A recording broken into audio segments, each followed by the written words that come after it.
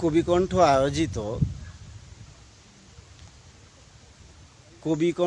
আয়োজিত কবিতা পাঠের আসরের ইউটিউব চ্যানেলের আজকের প্রথম কবিতা পাঠ করে শোনাচ্ছেন কবি মুসা হক।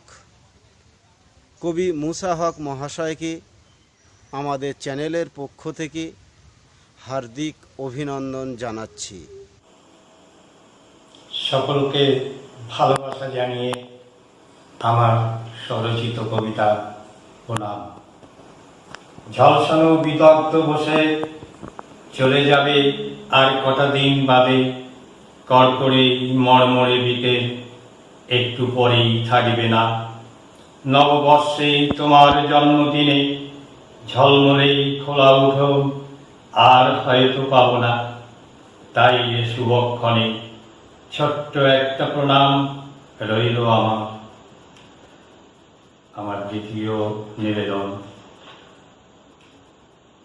অসহায় মানুষ পৃথিবীর এক প্রান্ত থেকে অপর প্রান্ত, শোকের ঘন ছায়া, সন্তান হারা মা বাবার মতো দয়া মায়া মমতা সান্ত্বনার কেহ নাই। নিষ্ঠুর করোনা ভাইরাসে মহাপ্রলয় তাণ্ডবে ছুটে চলে মানুষের মৃত্যু কামনায়। আকাশে বাতাস অশ্রু ভেজা মাটি, ধু ধু পদপ্রান্ত, মুমূর্ষ মানুষ করুণাহারা করোনা ভাইরাসে।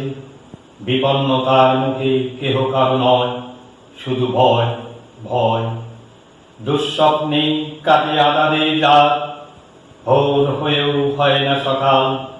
এ অকাল দুঃসময় এসেও যেতে চায় না বড় অসহায় মানুষ।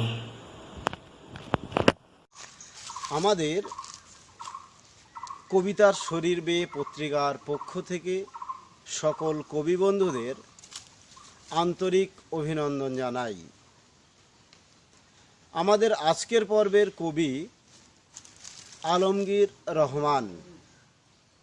আসুন আমরা সবাই মিলে কবি আলমগীর রহমানের কবিতা শ্রবণ করি। রচিত কবিতা তুমি মা। এই তুমি মা, সততা তোমার নামে, উচ্চারণে বিপদ তারিণী, দর্শনে তৃপ্ত লাভ, আশীর্বাদে ধন্য জীবন, আদরে আবদারে তোমার কোলে মাথা। তোমার আঁচল অকৃপণ স্নেহের ছায়া, চরণামৃত মাথায় ছুঁয়ে বুকে জগৎ জয়ের সাহস। ছোটখাটো চোটাঘাতেও মুখে তোমার সহজ নাম। ঘুমের ঘোরে কোকিয়ে উঠি তোমার নাম ধরে, দুঃস্বপ্নের রাত কাটিয়ে উঠি তোমার আঙুল ধরে। হরষে বিষাদে আজও তাকিয়ে থাকি তোমার মুখের দিকে অবচেতনে। শুনেছি এবং বিশ্বাসও করি তোমার পায়ের নিচে জান্নাত লুকানো বলে। এবারে কবিতা পাঠ করছেন কবি মুনমুন মণ্ডল, সম্পাদিকা বিদ্রোহিণী যোদ্ধা পত্রিকা। নমস্কার, সবাই ভালো আছেন তো? আমি বিদ্রোহিণী যোদ্ধা পত্রিকার সম্পাদক মুনমুন মণ্ডল বলছি। আমি একটি কবিতা আবৃত্তি করছি। কবিতাটি আমার গণশক্তি পত্রিকায় প্রকাশিত স্বরচিত কবিতা। শপথ। তোমার কালো শরীর থেকে যখন বিন্দু বিন্দু ঘাম ঝরে পড়ে, তার মধ্যে আমি দেখতে পাই সোনালি ফসল।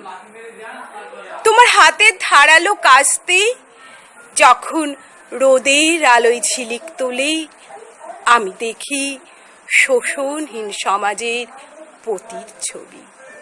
তবু আমি তোমাকেই দেখি সিঙ্গুর থেকে নবান্নের মিছিলে। তুমি তো এক দুর্দমনীয় শক্তির উৎস। তোমার সবল হাতের হাতুড়ি নিপীড়নের যন্ত্রকে চূর্ণ করার তুর্য হাতিয়ার। তোমার হাতেই রয়েছে সমাজের হাল, দেশকে নতুন করে গড়ে তোলার স্বপ্ন। তবে আর কতদিন? ওঠো, জাগো, এদেশের বুকে নিয়ে এসো নতুন সকাল। শোষণের বিরুদ্ধে গড়ে তোলো নতুন দেশ। এ মিছিল সব হারার চলেছে ভাতের দাবিতে। তোমাকেই দেখি মিছিলের মুখ থেকে মুখে। আমার স্বদেশ জাগে যৌবনের মিছিলে। নমস্কার। এবারে কবিতার শরীর বেয়ে পত্রিকার পক্ষ থেকে কবিকণ্ঠ আয়োজিত ইউটিউব চ্যানেলে কবিতা পাঠ করছেন কবি সুজয় চক্রবর্তী।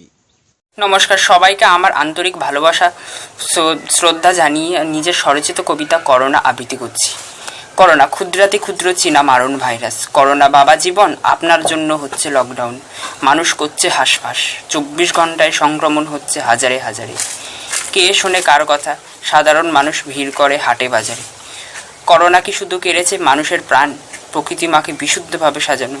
লকডাউনে যানবাহন না চলে দূষণ কমেছে, ওজোন স্তরের গর্ত ঠিক হয়েছে। এটা করোনা ভাইরাসের অবদান। করোনায় লকডাউনে নিজ গৃহে আসতে গিয়ে ট্রাকে পিষ্ট হয়েছে 16 জন পরিযায়ী শ্রমিক। এই নিষ্ঠুর পৈশাচিক চিত্র দেখে মানব চিত্তে জানায় ধিক ধিক ধিক। ওরা অসহায়, ওদের পাশে ভগবানও নাই। এই আমাদের রাজনৈতিক দল, এদের এখন রাজনীতি করা দরকার। আমার একটাই অনুরোধ, যদি রাজনৈতিক দলে থাকে যদি মূল্যবোধ, আপনাদের এখন রাজনীতি করা অনুচিত। করোনার দুর্যোগে সাধারণ মানুষ আর পরিযায়ী শ্রমিকদের সহযোগিতার হাত বাড়ানো উচিত। সবাই বাড়িতে থাকুন, সুস্থ থাকুন, লকডাউন মেনে চলুন। তাহলে করোনা পরাজিত হওয়ার পরে দেখব আমরা নতুন ভুবন। আমরা গড়ে তুলব নিজেদের সুন্দর জীবন। নমস্কার। এবার কবিতা পাঠ করতে আসছেন কবি পার্থ পাল চৌধুরী মহাশয়। কবি পার্থ পাল চৌধুরী মহাশয়কে আমাদের চ্যানেলের পক্ষ থেকে আন্তরিক শুভেচ্ছা জানাই। আমি স্বরচিত একটা কবিতা পাঠ করে শোনাচ্ছি। কবিতার নাম পারি যাই। বন্ধু, আমি ফিরছি ঘরে। কি বললি? কিসে চড়ে? হাসালি বন্ধু। এই লকডাউনের সময় গাড়ি পাবো কোথায়?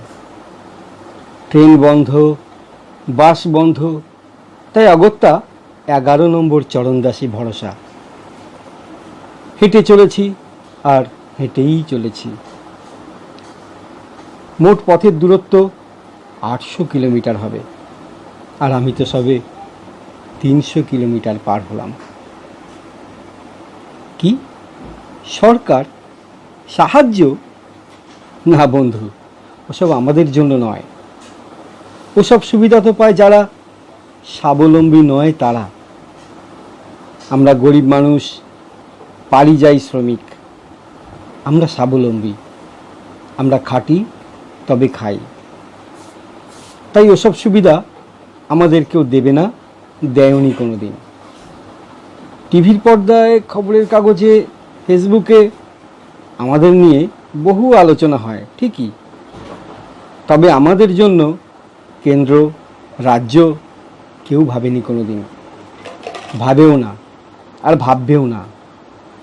তাই তো রেল লাইনের ধার ধরে চলতে চলতে ক্লান্ত শরীরে আবেদিন ও মণিশঙ্কর কাটা পড়ল মালগাড়ির চাকায়।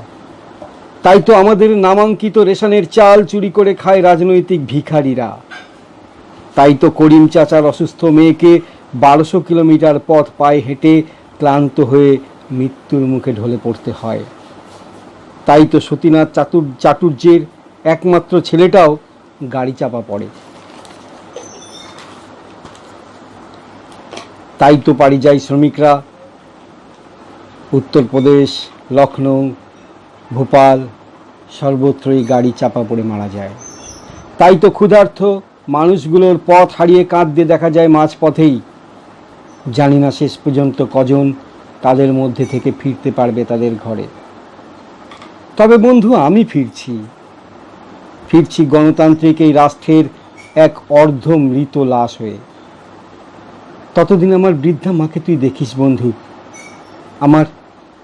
আমার শয্যাশায়ী বাবা, একটু একটু করে ওদের জন্য দুমুঠো ভাতের ব্যবস্থা করিস, আর একটু জল। শুনেছি ওদের নামের রেশনের চালটাও নাকি কাকে খাচ্ছে। বন্ধু, কেন্দ্র ঘোষণা করেছে 20 লক্ষ কোটি। জানি সেও আমাদের মতো পরিযায়ী শ্রমিক, গৃহশিক্ষক, কারিগরদের জন্য নয়। আমাদের অ্যাকাউন্টের একটা টাকাও ঢুকবে না। কেউ ভাবে না বন্ধু আমাদের কথা। রাজ্য কেন্দ্র একে অপরকে দুষছে, এটাও লোক দেখানো একটা নাটক। আমাদের নিয়েও চলছে রাজনীতি। বন্ধু, আমি ফিরছি, আমাকে যে ফিরতেই হবে। 400, 800, 1200 কিলোমিটার পথ পায়ে হেঁটে ফিরতেই হবে। অপেক্ষা করিস বন্ধু, শুধু আমার জন্য একটু অপেক্ষা করিস। নমস্কার। এই পর্বের শেষ কবি M.A. জলিল। কবি M.A. জলিল মহাশয়কে আন্তরিক শুভেচ্ছা জানিয়ে আজকের মতো কবিতা পাঠের আসর আমরা এখানেই শেষ করছি। নমস্কার। আজকে আমার প্রথম কবিতা রেনেসাঁস ও কাল রাত্রি। একে একে রঙিন পতাকা লাগানো মোটর সাইকেলগুলো চলে যায়।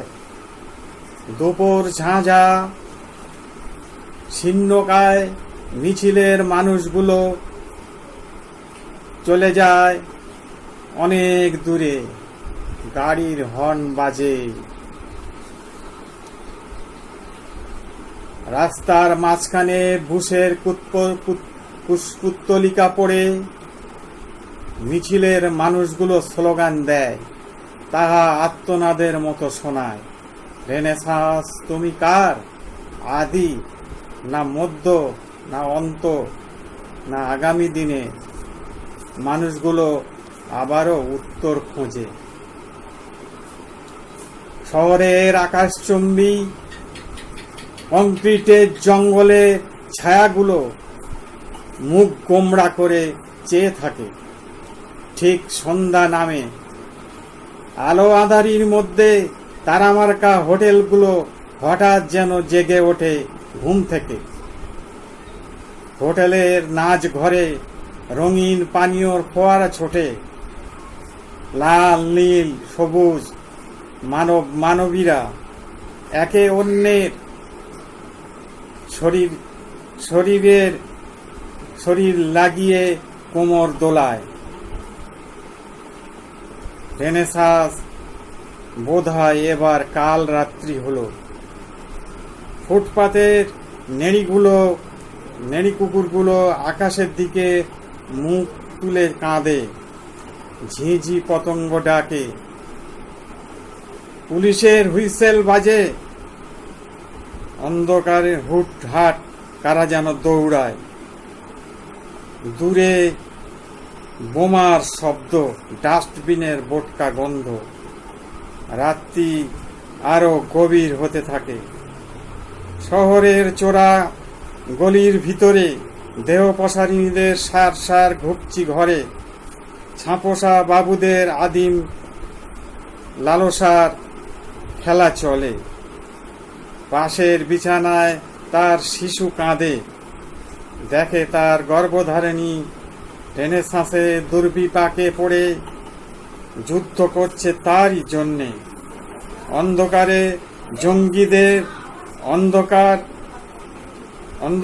জঙ্গিদের ভয়ঙ্কর মুখগুলো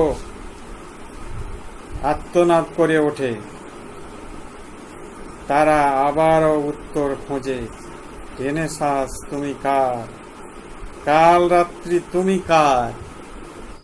কবি বরেশু। যারা আমাদের এই স্বরচিত কবিতা পাঠের আসরে অংশগ্রহণ করতে চান তারা যোগাযোগ করুন আমাদের ভিডিওগ্রাফি সম্পাদক রজিবুল ইসলামের সঙ্গে। Mobile number 9635191192। এছাড়াও যোগাযোগ করতে পারেন আমার সঙ্গে। আমি হাসিম আব্দুল হালিম মুকুল। Mobile number 9475470889। কবি বন্ধুদের কাছে বিশেষ অনুরোধ, পুরনো ভিডিও যা সোশ্যাল মিডিয়ায় আগেই পোস্ট করা হয়েছে এমন ভিডিও পাঠাবেন না। ধন্যবাদ।